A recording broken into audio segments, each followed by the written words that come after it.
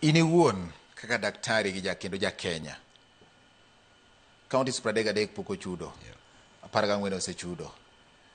E sekta mar thieth king'iye, winjo bed ni pod odong' e kaontis.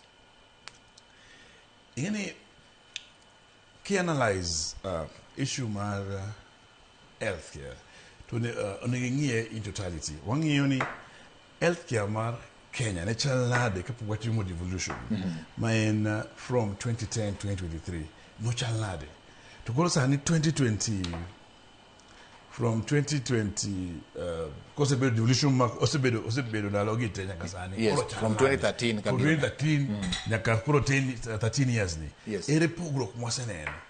Ingeni mano miyo ji ayanga mana ni wa duokuru gini national kata obed e counties. To king'iyo nitiere gains ma osebedo go e devolution ma ok wanyal ignore. To magi osebedo discuss, osewache counties mopogore opogore. Gima achiel king'iyo counties moko kaka mag Wajir, kaka mag Mandera, kata kaka king'iyo counties mang'eny ne gionge dakteche mang'eny ndalo mane gintiere e devolution ka. Nimar nonge accountability within the counties. Mano mokwongo. Counties mang'eny ne onge osiptende. Ero nitie county ndio nitie, but mondo mi yud hospital iro ka discussion mana provincial government to national government. Ko nitie moro mane there's unfair distribution of resources kan mag healthcare. Koro nyiro ka nitie gi devolution man go hospital mang'eny moger e counties. Alafu in a way oketo governors obedo accountable. Ijuka kanti koko a county kanti koko watch health be discussed a county. Koro ntiere that positive aspect most timore e watch devolution gini gite mok wanyal ignore. But gima koro bedo gi shida ahinya en mana watch mar chudo, watch mar promotions, watch mar management mar human resource. Makwang'iyo ni in this approach mar centralization ni okonde watch ni no healthcare okupukutiyo waduoke te national. Mano bedo gi shida ge. Nikech do kiduoke kamano to jokma counties ma actually timo kaka dwarore ok bed dhinyore.